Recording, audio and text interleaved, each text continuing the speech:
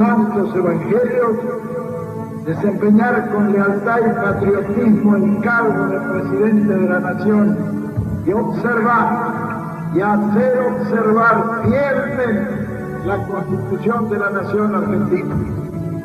Si así no lo hiciere, Dios y la nación me lo dejarán.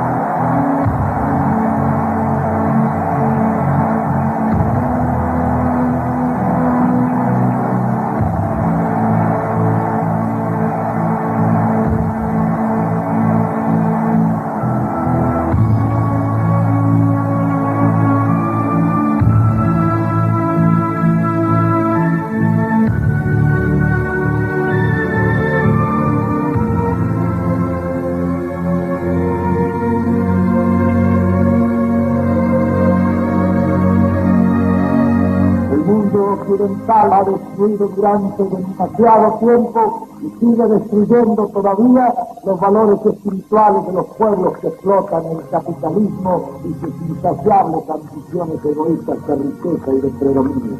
El justicialismo posee su propia doctrina.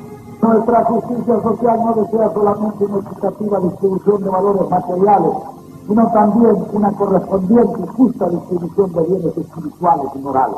La justicia social del peronismo se opone a todo privilegio. Así se trata de un monopolio económico, de una oligarquía política o de cualquier otra forma material o espiritual que no tenga como ideal de sus afanes el bien del pueblo y su felicidad. ¿Acaso por eso mismo decimos que en esta tierra los únicos privilegiados son los niños? Porque son los únicos que nunca pueden utilizar ese privilegio como instrumento de explotación o de opresión. Creo firmemente que ya llega en el mundo la hora de los pueblos. Las instituciones que quieran mantener el cerco de sus antiguos privilegios y niegan la realidad del pueblo impidiéndole que penetre en sus cuadros directivos, serán destruidos por la avalancha de las masas que surgen desde el principio de la historia por caminos de sangre y de dolor, pero con una marea incontenible de libertad y de justicia.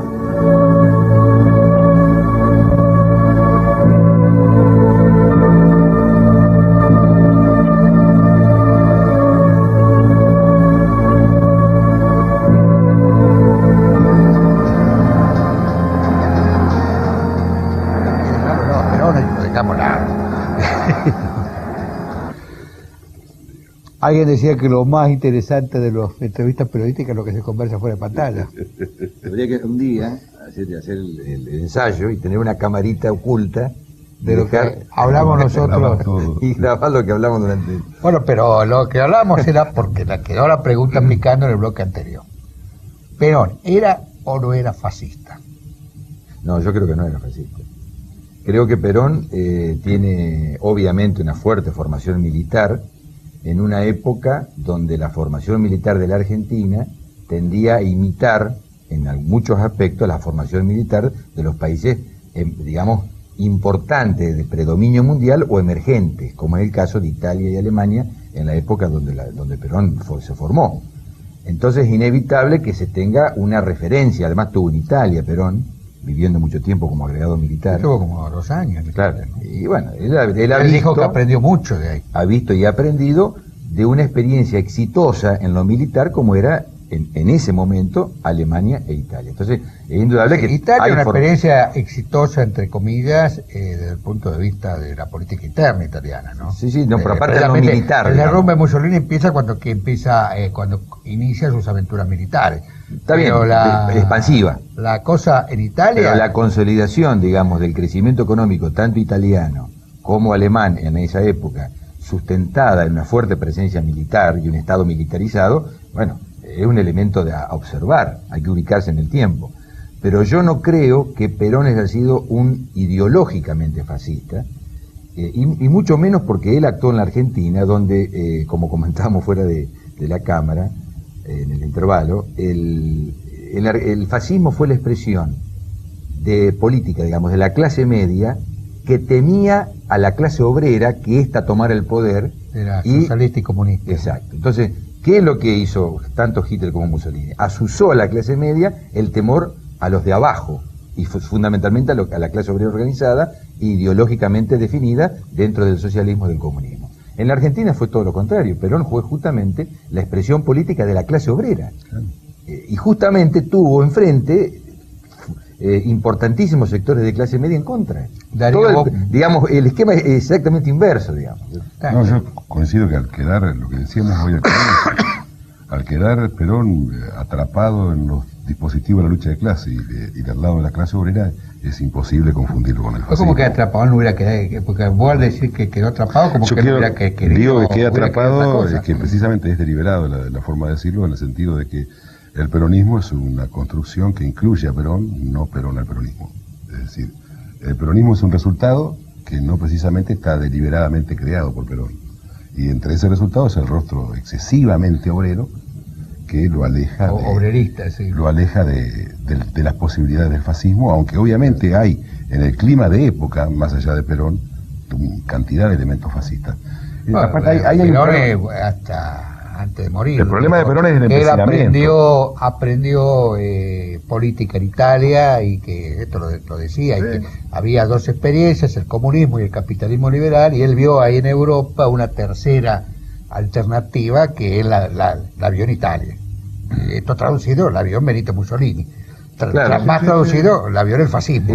Yo creo que incluso la vio en un momento en que mucha gente veía al fascismo sin el rostro que después va a tener, es decir, antes de las persecuciones nazis a los judíos. Los votos de Sabatini eran todos, los votos italianos de Sabatini en la provincia de Córdoba eran todos produce. Es sorprendente la gente del liberalismo argentino que tenía simpatías por el fascismo en la década del 30. Sí. Lo que pasa es que los rostros que va a tomar después el fascismo... Hasta Winston Churchill tenía simpatía. Bueno, nuestra Vittorio Campo, por ejemplo, habla bien del Duce en algún momento, tiene una entrevista.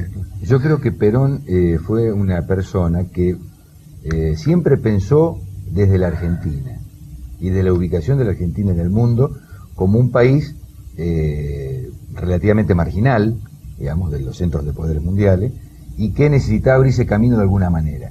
Entonces, todo aquello que aparecía en el mundo como abriéndose camino frente a los poderes establecidos, naturalmente le resultaban simpáticos. Perón fue uno de los impulsores de la tercera posición, que por ahí hablábamos, claro, pero no debemos olvidar que entre el 45 y el 50 y pico fue un proceso de fuerte descolonización en el mundo. La India, es decir, muchos lugares de África se fueron independizando de Inglaterra, y bueno, eran nuevas naciones, nuevos países que aparecían buscando un lugar en el mundo. Entonces, la tercera posición era una respuesta política para agrupar a los que menos tenían, a los más débiles, y terciar en la disputa mundial. En ese sentido, Perón le pudo haber ido mejor o peor, digamos, pero siempre lo pensó desde la Argentina, ese es un mérito, digamos. Ahí me parece que hay una clave, o sea, el peronismo busca su lugar entre el capitalismo y el comunismo. Perón, por su tradición militar, es esencialmente anticomunista. Sí. Pero un anticomunismo que en Argentina es un anticomunismo sin comunistas, porque el comunismo en Argentina nunca tuvo sincera nivel de amenaza a la sociedad capitalista y al Estado. Y el fascismo ofrece, primero, después de la tercera posición, más adelante, pero el fascismo, cualquier alternativa a esa naturaleza que aparezca como remedio a la crisis del liberalismo, es atractiva para estos sectores. Y lo fue atractivo para nada. Claro, por ejemplo, sería la posibilidad, ¿qué hacer con el Estado? El fascismo daba una imagen de que el Estado podía ocupar el lugar que frente a las incapacidades del mercado. Pero la socialdemocracia también pensaba lo mismo. Pero bueno, el laborismo inglés, precisamente, ¿por qué lo toman del fascismo? Por la cuestión militar. Pero lo que lo aleja de la cuestión del fascismo es precisamente la condición obrera del peronismo, que lo acerca a la socialdemocracia. Lo acerca a la socialdemocracia. Y eso va a marcar un problema típico de la Argentina, que nunca se van a unir las dos cosas. Porque vos encontrás elementos del movilizacionismo fascista en el 55 con los sectores Mediana Plaza, con un odio de clases espantoso frente al peronismo que ha caído. Eso en ese aspecto era más fascista. Y uno podría decir que ahí hay fascismo y sería igualmente erróneo que plantea que, o sea, el fascismo es una condición imposible en la Argentina porque se rompen la unidad de los dos elementos. ¿Y entonces, lo que dice Alperín Dongui fue el fascismo posible? Bueno, eso es otra cosa, pero es fácil. Pero ¿por qué no recurrir a la categoría de populismo?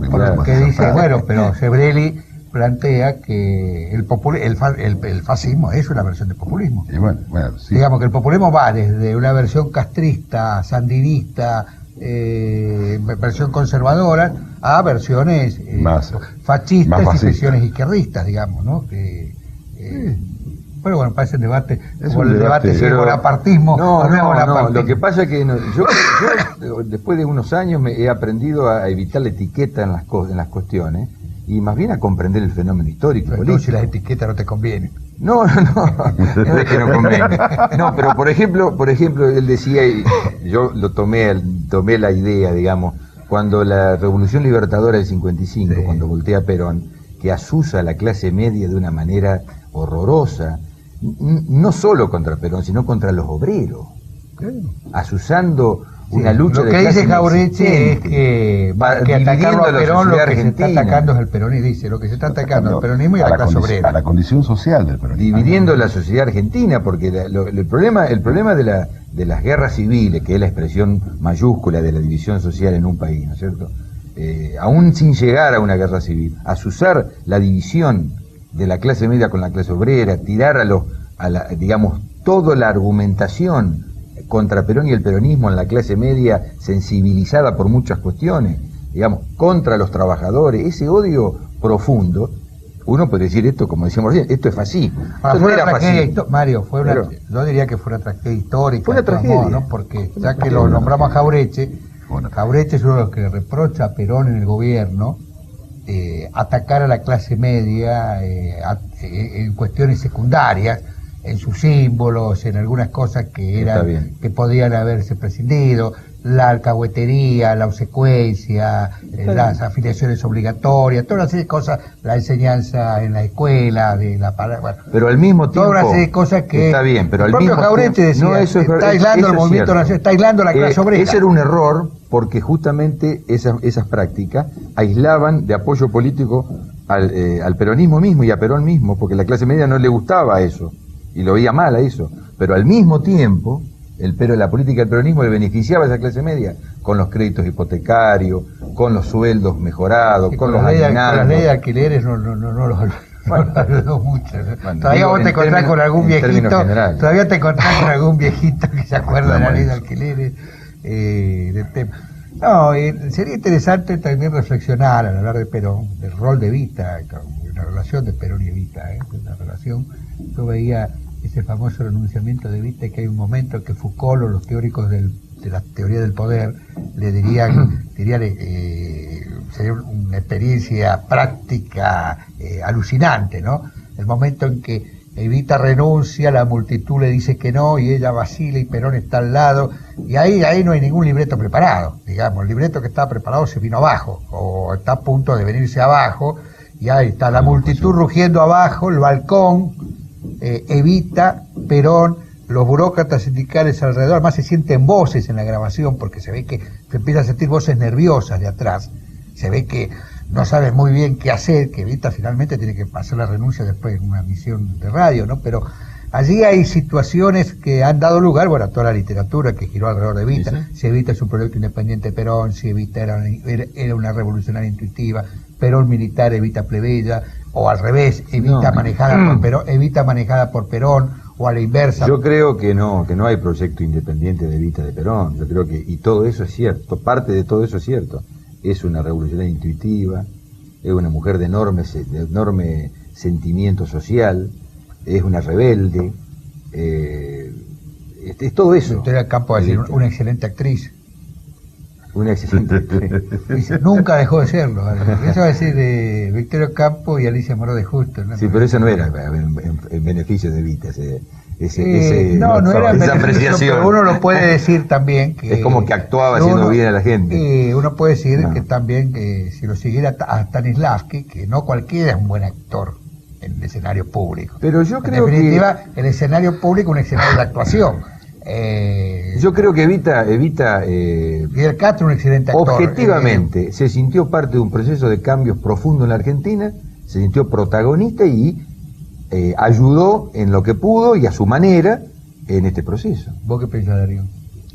Esa relación de Perón con Evita y sobre todo las interpretaciones, las lecturas. La cuestión es de la autonomía de Evita, eso me parece son lecturas posteriores, son sueños de la JP, de encontrar el rostro, la proyección política del rostro plebeyo del peronismo. Hasta las milicias, la intención de Evita de formar milicias populares con los sindicatos, que daba pie a toda esta idea de la... Sí, pero yo creo que todo está contenido dentro, así como no creo que Evita haya sido importante hasta que Perón termina de modelarla y a 2 años más o menos de gobierno, tampoco nunca alcanza entidad como para tener autonomía. ¿Pero qué rol juega entonces Evita? Para mí el rol principal de Evita, y en eso su condición de marginalidad, de recién llegada en la política en todo sentido, porque viene del mundo del espectáculo, pero a la vez porque es mujer, que en la política son 2 condiciones que te transforman en esa época en recién llegado, hacen fundamentalmente que ella ocupe el rostro menos institucional del peronismo, y ahí está la ligazón con el rostro plebeyo.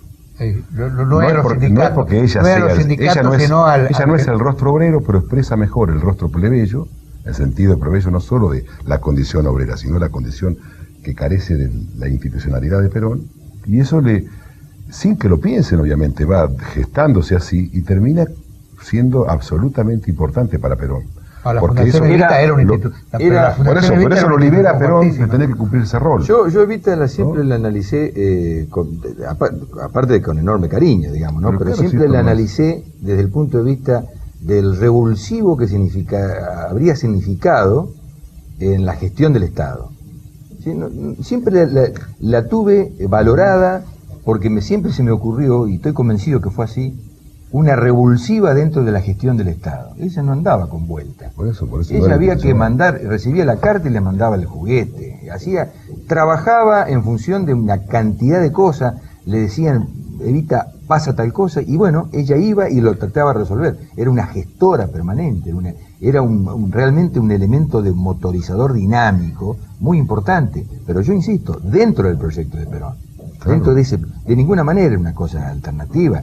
Creo que ni ella jamás se lo figuró eso, ¿no es cierto? Y Perón la dejaba actuar porque me parece que en muchos aspectos veía que había mejoraba la eficacia de la acción del Estado, ¿no es cierto? Sí, ahora ese renunciamiento, insisto, ¿no? Ahí hay un momento que no sé, no es que porque haya una alternativa distinta, nada, pero que no se sabe si Perón la adora o tiene que matarla, ¿no? Porque, digamos, lo que pasa es que las presiones los celos, digamos, y que las presiones del ejército para que eran muy fuertes, para que no acepte. La película de Feynman, con el guión de Feynman, tanto hay Juancito como la anterior Evita, que las dos las hace el guión Feynman, es como que Perón admite que Evita está enferma y por eso deja que le dice, no podés venir porque tenés otro enemigo. El enemigo tuyo no son las Fuerzas Armadas, no son cosas del cáncer.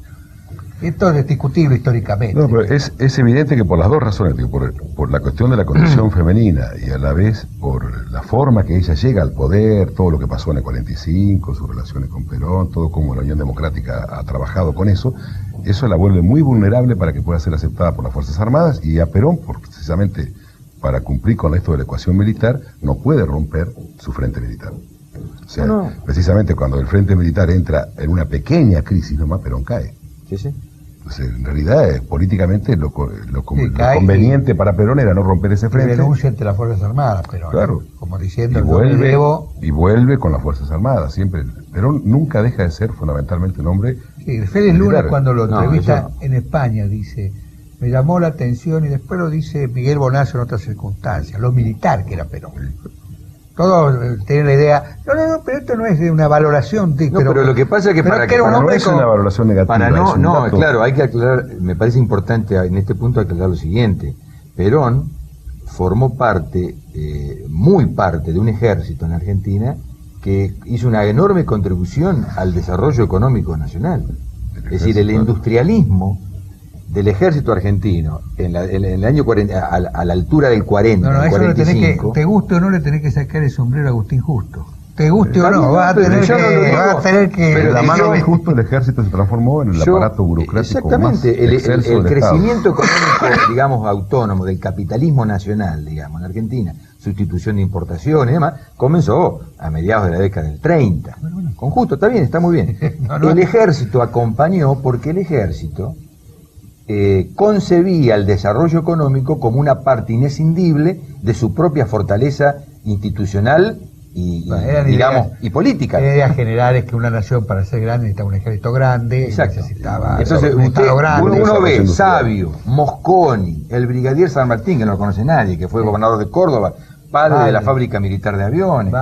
Baldrich. Es decir, hay una innumerable cantidad de oficiales que están vinculadas generalmente a la industria pesada, que eran los que, por supuesto, eran los que más fuerza le ponían y énfasis le ponían a la necesidad de esto que hablábamos hoy, de que la industria nacional liviana tuviera un sustento en la industria generadora, digamos, de la materia prima, o sea, en la industria pesada, y bueno, ahí estaban los militares, o sea que ese ejército no tiene nada que ver con el ejército que después conocimos. Me suena a Belardo Ramos, bueno, esa interpretación. Bueno, es una, pero forma parte de nuestra historia. Por eso cuando uno dice Perón era muy militar, obviamente, de ese ejército. Era muy militar de ese pero además ejército. me refiero ya a su personalidad, ¿no? Él tenía un porte militar y reflejos y conducta. Esto lo cuenta, de buena fe lo cuenta Félix Luna, no lo dice por antimilitarista, lo dice como diciendo un rasgo de la personalidad de Perón, donde nosotros lo vemos muchas veces civil, hablando con la guayabera en el exilio, pero un rasgo de la personalidad de Perón es precisamente una estructura militar, lo cual es lógico de alguien que vivió toda su vida en las Fuerzas Armadas, desde su adolescencia hasta los 60 años estuvo formando parte de las Fuerzas Armadas, educado en los cuarteles, liderando posiciones. Vamos a ir a una pausa, pero yo les diría el otro tema, ¿no? Este Perón del exilio, ¿qué es? ¿Y qué es el Perón del año 73 al 76? El Perón del regreso. ¿Qué relaciones hay entre el Perón del exilio? Cuando hablemos del exilio, vamos a hablar del exilio de España, para no irnos a otros amiguitos que tenía Perón donde se exilió antes. Vamos a hablar del exilio de España, desde el 60 y pico en adelante, que además que ya provoca el desenlace del retorno, ¿no? El Perón que conducía desde España, digamos. Que conducía desde España, porque después está el Perón que conducía con Trujillo. Después está el Perón que conducía con Trujillo, el Perón que conducía con Pérez Jiménez. Ese era el Perón perseguido por los gobiernos militares de la Argentina. Pero qué amiguito que tenía, qué amiguito que tenía. Ese era el Perón perseguido. Como decía la señora, el nene tiene cada amiguito, eso es lo que es bueno, pero tiene cada amiguito. Bueno, pero vamos a una pausa y ya volvemos.